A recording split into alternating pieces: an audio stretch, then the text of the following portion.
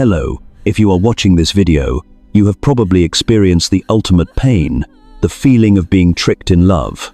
You may have met someone who, at first, seemed like they stepped right out of a novel, charming, caring, and unbelievably romantic. They made you feel like you were the only person in the world. You opened your heart, gave your trust, and started building a home, perhaps even moving in together, but then everything started to change. You began to see the person who loved you suddenly become cold, critical, and constantly blamed you. You asked yourself, what happened to the person I fell in love with? What did I do wrong? The hundreds of emails I receive all carry that same pain.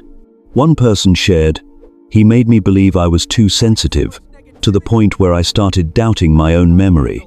Another confided, "I tried so hard to fix things, to get back to that initial happy moment, but the harder I tried, the further he pushed me away." If you are living in that loop, desperately trying to win back the love from someone who constantly makes you feel not good enough, you are not alone. And I want to affirm, it is not your fault. You never deserve to be abused or mistreated. The tendency to give too much and trust too quickly is not a weakness. It's a sign of a heart that craves connection. The truth is, there is a deep underlying reason behind this sudden shift, and it has a name: narcissism.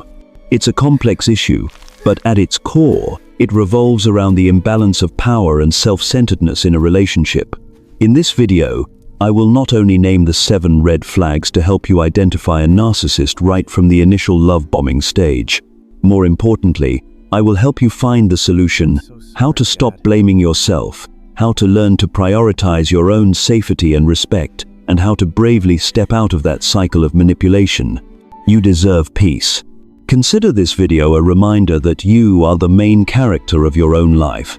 If you are ready to shift from victim to empowered individual, hit the subscribe button and watch the entire video. Every minute, every sign I share could be the key to your freedom. Sign number 1: love bombing. Here is what I want you to internalize right away. When you meet a narcissist, they never show up as the bad guy at first. They show up as your soulmate.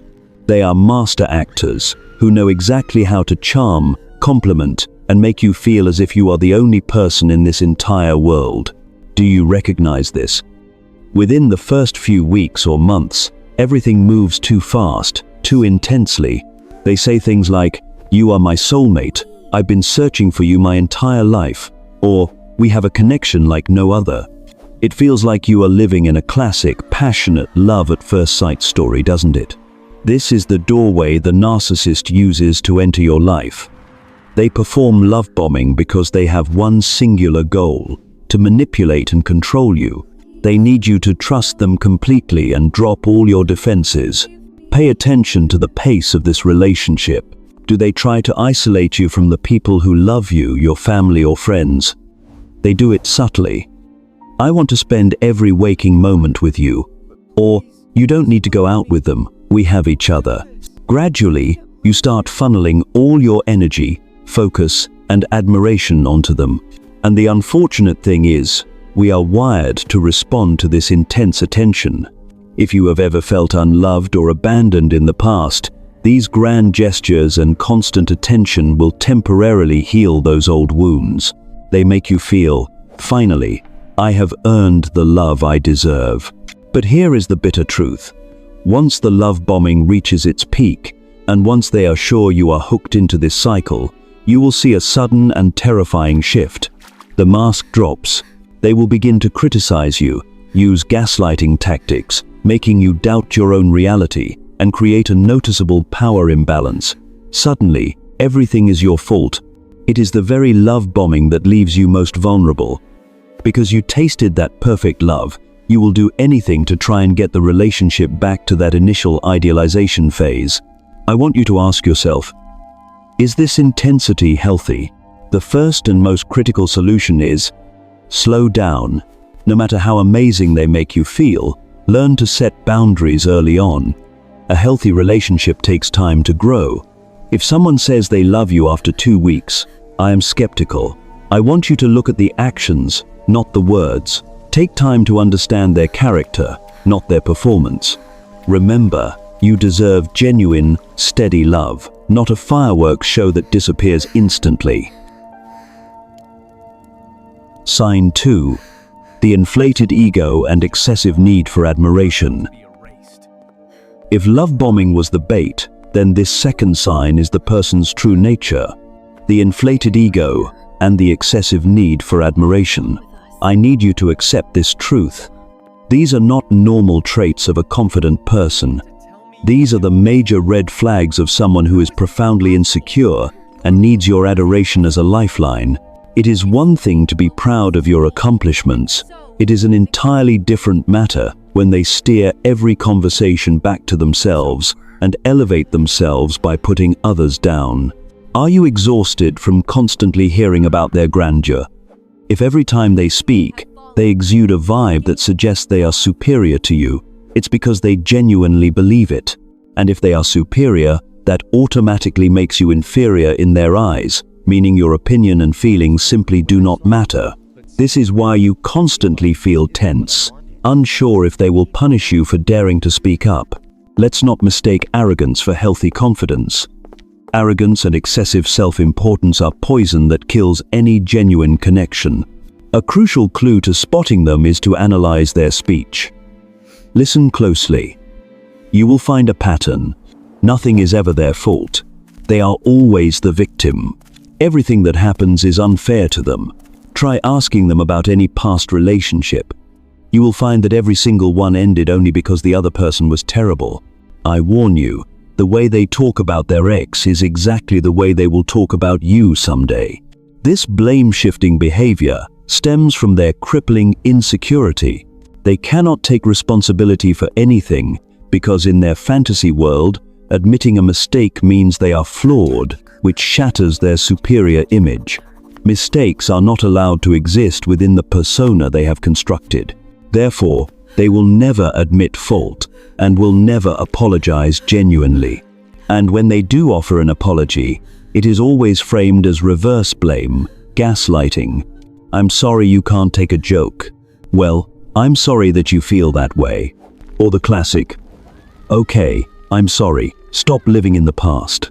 These are not acts of remorse. They are ways for them to continue manipulating you. And please, never make the mistake of offering any feedback or criticism.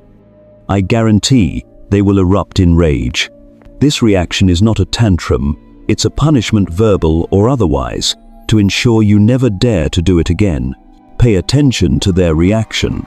That response tells you everything about whether they have the capacity to offer the safety, respect, and kindness you deserve. If their ego is more important than your feelings, this is not a safe place for your heart. Sign number 3. Lack of empathy. Alright, the next sign that you absolutely must see clearly, because it will determine the fate of this relationship, is that the narcissist lacks the capacity for empathy. Listen, I want you to understand this. They cannot and they will not. Why? Because empathy requires something incredibly precious and difficult. You have to step into the other person's experience. It literally requires you to see the world from the other person's perspective, through their lens.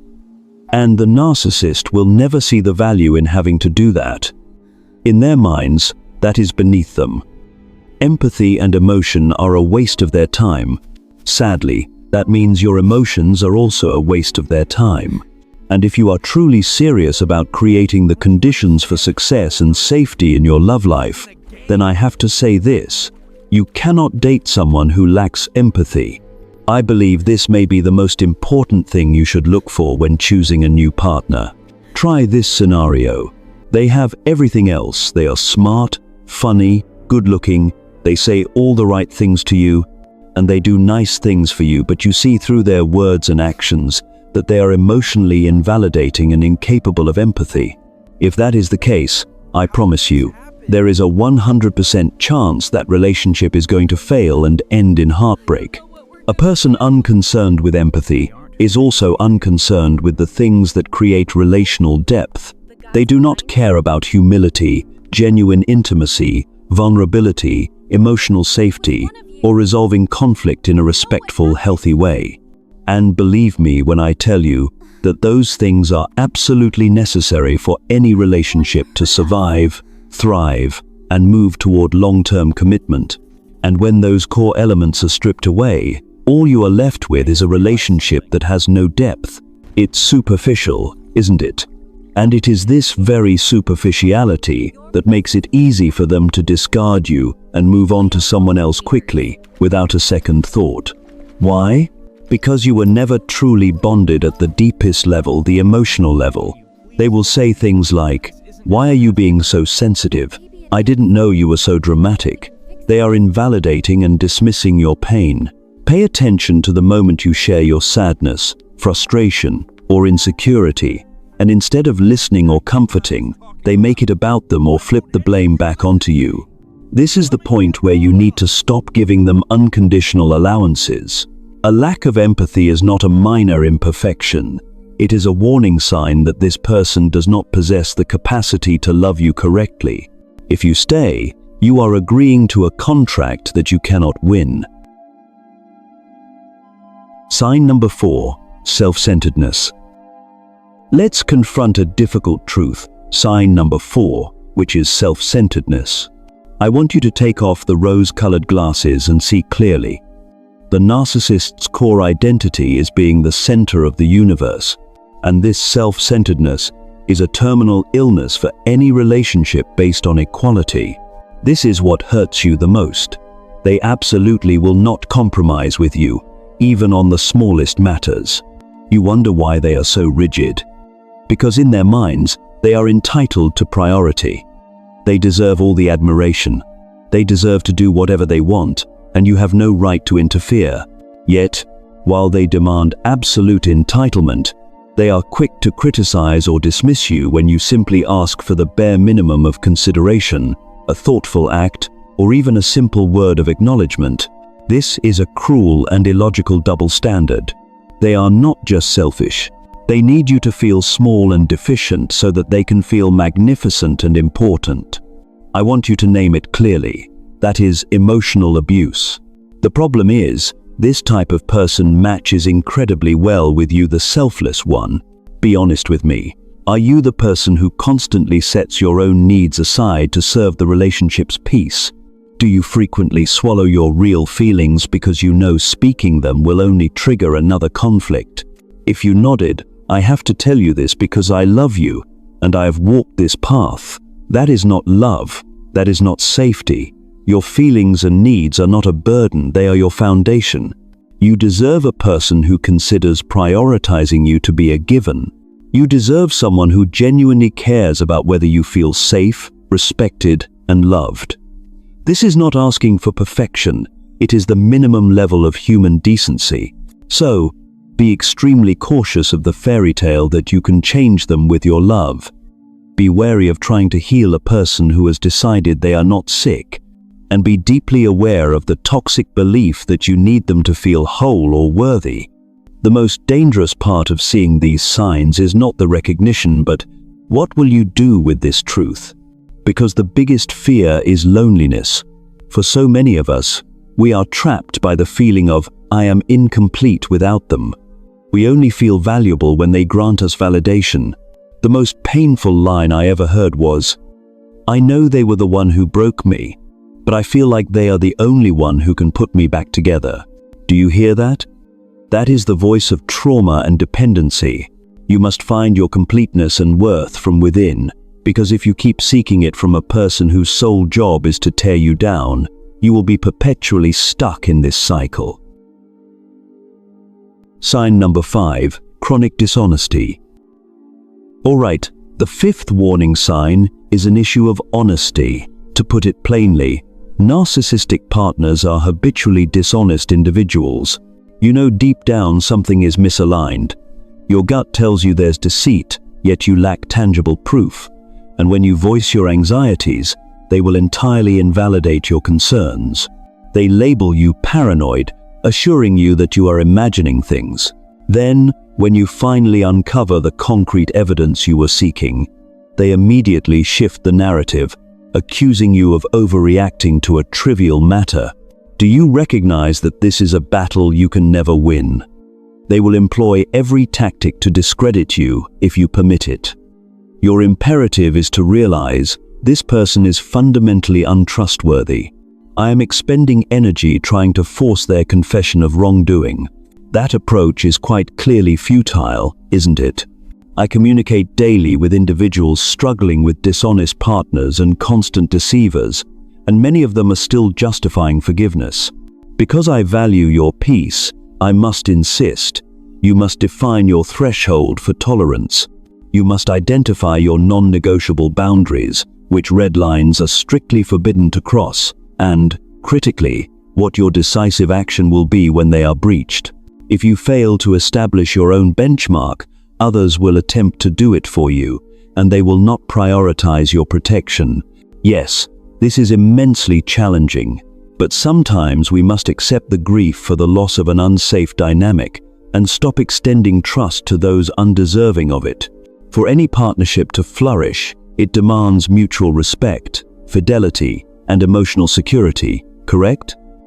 It requires genuine intimacy and connection, and you cannot obtain those essentials with anyone who is indifferent to your true wants and desires, especially if they deceive you. Ultimately, one of two outcomes will materialize. 1. They will dispose of you like a spent commodity, which will devastate your core and leave you desperate to reconcile with them. 2. Or you will summon the courage to terminate the relationship, and they will deflect all blame onto you, asserting that you are abandoning them. And what's the painful reality? You will genuinely feel a sense of guilt about this abandonment. Perhaps you experienced abandonment trauma in your youth, and you vowed never to inflict pain upon another as you were hurt. So, when they accuse you of leaving, it triggers old wounds. You question your morality. You weigh whether you have invested sufficient time, whether they merit another chance. And the truthful reply is no. They do not. They have maneuvered you into this position. You gave them numerous chances to introduce the necessary safety and regard, yet they prioritized their own agenda. You are not abandoning them. This is simply the operation of natural consequences. And when they use shame to compel your stay, or misrepresent the situation to your circle, claiming your efforts are perpetually inadequate, they are merely attempting to exert control. They know you are a compassionate, kind, and accommodating person. And if you return, they will make superficial adjustments for a few days, but then the dynamic will inevitably return to its toxic pattern.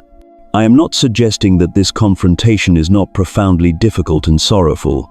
It is, but just because it is hard does not negate its truth. And finally, we must accept. This is the fixed state of their character, and I choose to no longer be governed by their manipulation. Sign number 6. Toxic communication.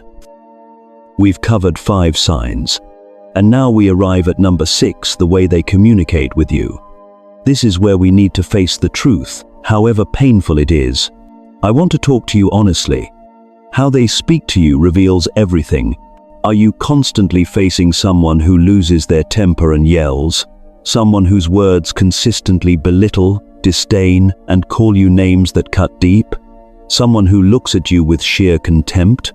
I know it's easy to tell yourself that it's just a rough patch or all couples argue, but please hear me. It is not normal. It is not loving. It is emotional abuse, and you do not deserve it.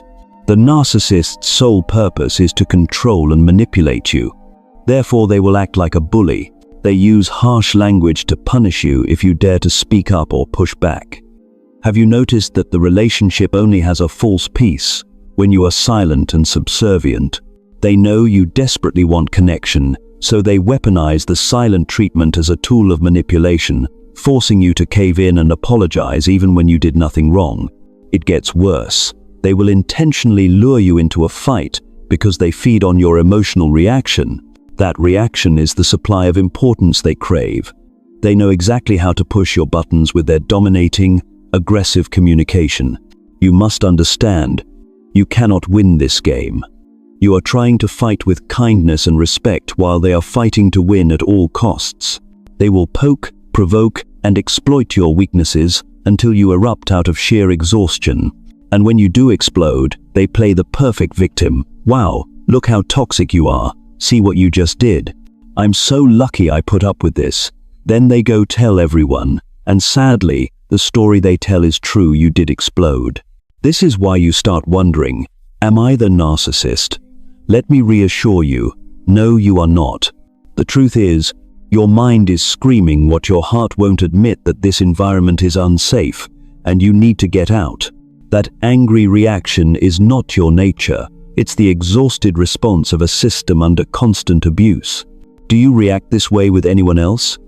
I doubt it. That's because those relationships aren't toxic. So, what do we do now? First, we shift our perspective. We are not fighting them. We are fighting for our own safety and value. We are fighting for our right not to be abused. Second, we must learn to stop engaging with people who will never listen. Stop trying to explain yourself to someone determined to misunderstand you. The solution is not to win the argument, it is to understand their strategy. They want to keep you defensive so they retain the power. Try this. When they yell or provoke, remain silent and calmly withdraw. You will see them continue arguing alone because they don't care about resolution. They care about activation.